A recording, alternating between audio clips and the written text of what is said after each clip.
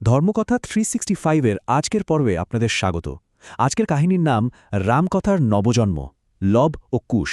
আচ্ছা, রাজপ্রাসাদের সমস্ত আরাম, সমস্ত ঐশ্বর্য থেকে বহু দূরে গহীন এক অরণ্যে যদি এমন দুই শিশুর জন্ম হয় যারা ঘুণাক্ষরেও জানে না যে তারা কত বড় এক রাজবংশের উত্তরাধিকারী, তাহলে কেমন হবে ব্যাপারটা? চলুন আজ সেই গোপন ইতিহাসটা একটু তলিয়ে দেখি, যা রামায়ণের পুরো গতিপথটাই চিরতরে বদলে দিয়েছিল।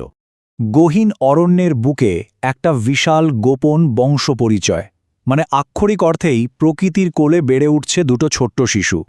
অযোধ্যার সেই পরিচিত কোলাহল, রাজপ্রাসাদের কড়া সীমানা, এসবের নামগন্ধ নেই সেখানে। কিন্তু তাদের আসল পরিচয়টা কি? এই একটা প্রশ্ন, এই একটা বিশাল রহস্য যেন সেই তপবরের প্রতিটি গাছে, নদীর প্রতিটি স্রোতে লুকিয়েছিল। আসলে একটা চরম নীরব আত্মত্যাগ কিভাবে দুটো কিংবদন্তির জন্ম দিতে পারে, এই আখ্যানটা ঠিক তারই। রাজকীয় জীবনের অধ্যায়টা চিরতরে শেষ করে সীতার সেই বুক ফাটা নিঃশব্দ ত্যাগের পরেই কিন্তু লব আর কুশ পৃথিবীর আলো দেখে। বনের ওই মুক্ত আলো বাতাসে জন্ম নেওয়া এই দুই ভাইয়ের জন্য যে কি এক অবিশ্বাস্য ভবিষ্যৎ আর মহান নিয়তি অপেক্ষা করছিল, সেটা জানলে সত্যি গায়ে কাঁটা দেয়।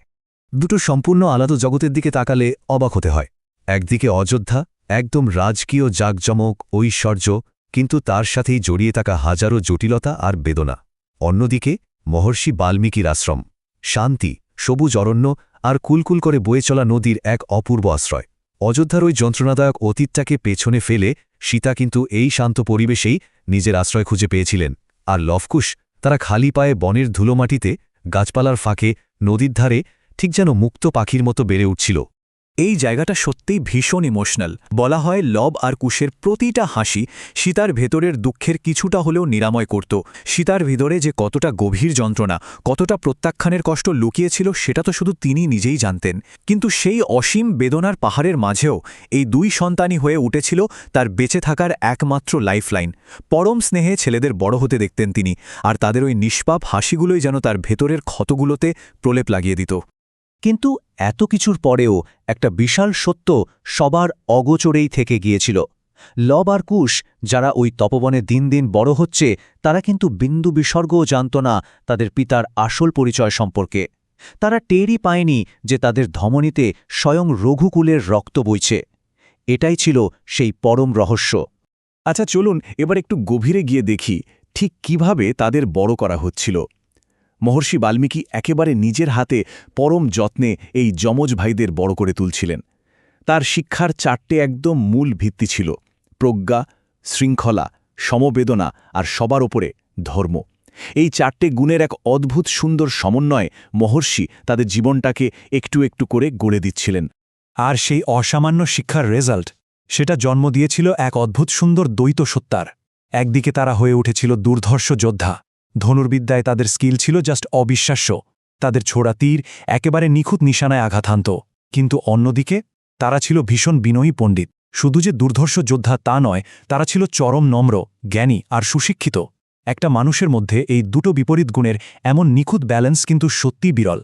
এরপরই আসে গল্পের সেই টার্নিং পয়েন্ট। এক সন্ধেবেলা পবিত্র অগ্নিকুণ্ডের পাশে মহর্ষি বাল্মীকি দুই ভাইকে ডেকে বসালেন, আর তারপর শুরু করলেন এক পবিত্র আখ্যান। শোনালেন এক মহান রাজার গল্প, এমন এক রাজপুত্র যিনি শুধু আর শুধু ধর্মের জন্য নিজের জীবনের সবকিছু হাসি মুখে ত্যাগ করেছিলেন। হ্যাঁ, এটি ছিল স্বয়ং রামের কাহিনী। এই জায়গাটা অদ্ভুত এক ইমোশনের সামনে দাঁড় করিয়ে দেয় আমাদের। লব আর কুশ একেবারে মন্ত্রমুগ্ধের মতো বিস্ময় নিয়ে সেই কাহিনী শুনছিল।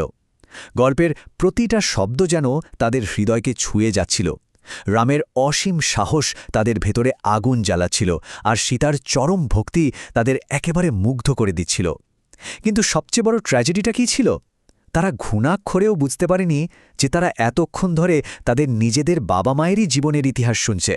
আর ঠিক এখান থেকেই মনে একটা বড় প্রশ্ন উকি দেয়, এই লবকুশের কণ্ঠস্বর কিভাবে পৌঁছবে রামের কাছে? কিভাবে তারা মহর্ষির কাছ থেকে পুরো রামায়ণ আয়ত্ত করবে? মহর্ষি বাল্মীকি বোধহয় মাঝে মাঝে নীরবে ওদের দিকে তাকিয়ে থাকতেন, কারণ তিনি খুব ভালো করেই জানতেন নিয়তি এমন একটা পথ তৈরি করছে যেখানে এই লুকোনো সত্য আর বেশি দিন চাপা থাকবে না। আর যেদিন সেই সত্য সবার সামনে আসবে, সেদিন অযোধ্যার ভাগ্য চিরতরে বদলে যাবে। প্রতিদিন নতুন পর্ব শুনতে ধর্মকথা ৩৬৫ চ্যানেলটি সাবস্ক্রাইব করে আমাদের সঙ্গে থাকুন। ধন্যবাদ।